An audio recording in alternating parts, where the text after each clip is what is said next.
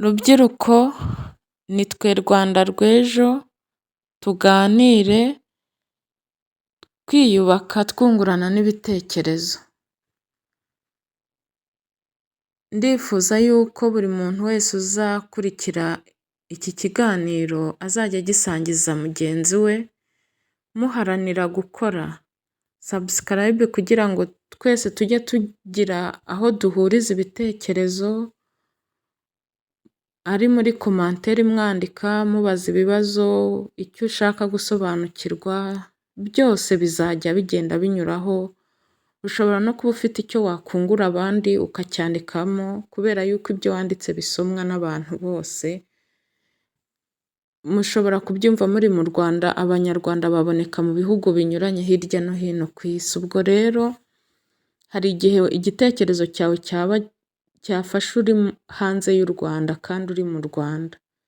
Tugeze mu isi ikoresha cyane cyane tekinoloji, umuntu ajya ku mbuga akareba ibintu bimushimisha, ntago bibujijwe ko umuntu yareba ibimushimisha, ariko ni byiza ko umuntu yareba n'ikintu cyazamugirira akamaro, kikakagirira na sosiyete abamo. Ubu ngubu igihe tugezemo ni icyo kwihangira imirimo, ntago ubu ngubu umuntu yiga avuga ati nzakora akazi, nzajya mpembwa. Ahantu hose, ntago ari mu Rwanda gusa, no mu bindi bihugu usanga harimo crise yo kubura akazi. Abantu benshi rero babeshejweho ubu ngubu no kwihangira imirimo. Ndabivuga kubera yuko mbibonamo experience aho ngenda nyura hose. Niyo mpamvu mvuga nti tuganire twiyubaka twungurana ibitekerezo, icyaduteza imbere. Ku mbuga hanyuraho ibintu byinshi, ibyubaka, ibisenya. Hari abantu bashyiraho nk'ibintu pe ukabona birahahamura, hariho abashyiraho ibintu ukabona birasebya abandi, abantu bagafata umwanya wabo babyumva, ukarangiza ukabyumva, ariko nyuma yo kubyumva ntihagire wenda bishobora kuguha isomo, ukavuga ati ibi bintu binyigishije kutazabikora. Ikibi burya nacyo tugikuramo isomo. Ariko noneho hari no kuba wajya ku mbuga ukigiraho nk'umwuga. Ubundi umuntu yajyaga gushakisha ishuri yigiraho ikintu kijyanye n'umwuga, umwuga waguteza imbere. Ariko ubu ku mbuga hariho amasomo menshi y'ubuntu yakugirira akamaro. Ushobora kuvuga uti wenda umuntu aba afite ikibazo cyo kubona amadata, mbese amamega, ariko noneho ni ukugirana inama nk'uko navuze ngo tuganire twungurana ibitekerezo.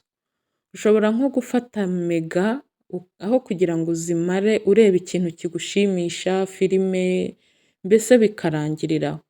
Ushobora kuvuga uti wenda iminota 10 ndarebamo ibintu numva nkunze, kuko nta wabuza umuntu kureba ibyamushimisha bikakwamiza, mbese ibintu byose birashoboka.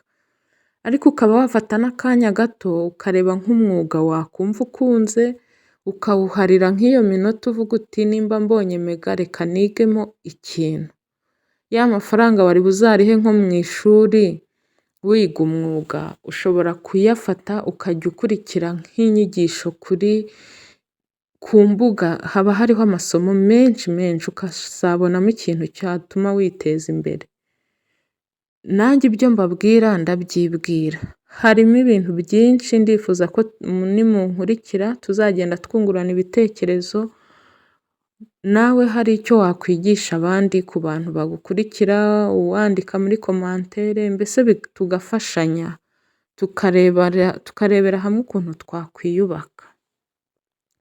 Ndabaha nk'urugero, nize ururimi rw'Igitaliyani ku rubuga nkurikira rimwe na rimwe, nkiha nk'iminota 10-20, n'ubu ndacyabikora kuko sindarumenya neza, ariko rushobora kuntambutsa, ntago nshobora gutakara mpuye n'umuntu namuyoboza.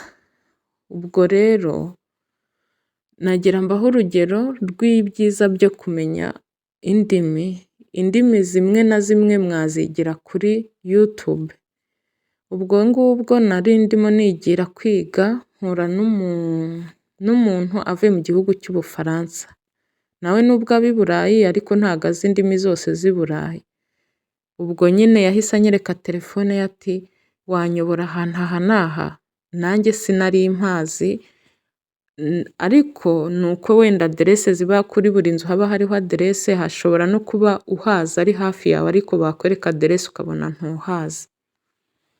Ubwo rero nyine nahise numva mugiriye impuhwe, nta rurimi azi, ntago yashobora no kwibwirira tagisi ngo ntwara ungeze aha n'aha, kandi noneho ukuntu imihanda iba ibisikana ushobora no kuyobera ahantu hamwe ugatakara n'umunsi wose cyangwa n'iminsi ibiri utabonye ukuyobora, cyane cyane utazi kwibariza. Ubwo rero numvishije mugiriye impuhwe, ngize amahirwe umuntu atambutse muvugisha mu Gitaliyane ngo atuyobore, ariko nsanga nawe ntago azi Igitaliyane. Ese ni uruhe rurimi uvuga? Arambwira ati Icyongereza. Ngize Imana nsanga nacyo ndakizi, ndamusobanurira aratuyobora, biba amahire yuko uwo muntu aho yaganaga nanjye nicyo cyerekezo nari ndimo nyuramo njya kwiga.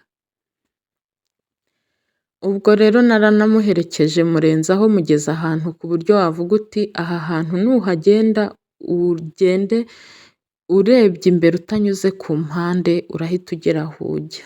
Ubwo rero bibaye kuba ko kumenya ururimi kwanjye ntago ari inyungu zanjye gusa, ahubwo n'abo tubana n'abo duhura nabo, buri kintu cyose uzi ni ingirakamaro mu buzima bwawe n'ubwa mugenzi wawe uwo ari we wese mwahura.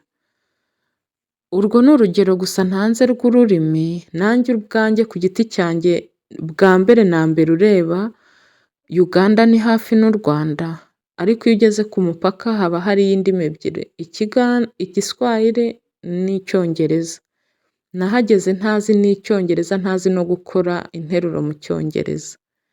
Icyamfashije nari nzi Igiswahili gikeya, nicyo cyamfashije kuzuza dokima zanjye ndatambuka. Urumva aho ngaho naho ni ibyabaye ingirakamaro kuri njyewe, kuko nta wundi muntu nari nzi ngo ndamubaza, nari kumubaza mu ruhe rurimi ko nta Kinyarwanda uwo muntu wakoraga ku biro yari azi. Urumva nyine ni urugero ntanze, kuko ntago umuntu ntawumenya aho bwira ageze, ntawuzi aho ubuzima bumuganisha. Ushobora kwiga ururimi rukazagufasha mu buryo ubwo ari bwo bwose.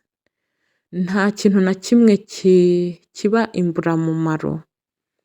Izo ni ingero mbahaye zo kwiga ururimi ubinyujije nyine ubyigiye nko ku rubuga, ntawe ukwigishije wikurikiriye isomo, utavuye aho uri ngo urajya kujya gushaka ishuri, nuko. Urwo ni urugero, nzagenda mbaha n'izindi ngero n'ibindi bintu byinshi twakwigira ku mbuga tukungurana ibitekerezo, kandi bikaba byanagutunga. Hari umwuga wiga ukagutunga, cyangwa se ukiga umwuga ukagufasha kwihangira imirimo.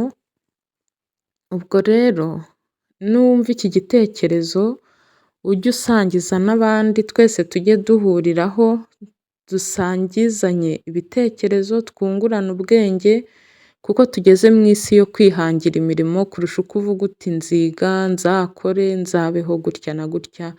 Kwiga ni byiza ariko icyiza bitwungura ni uko ufunguka mu mutwe ukaba wakwihangira imirimo.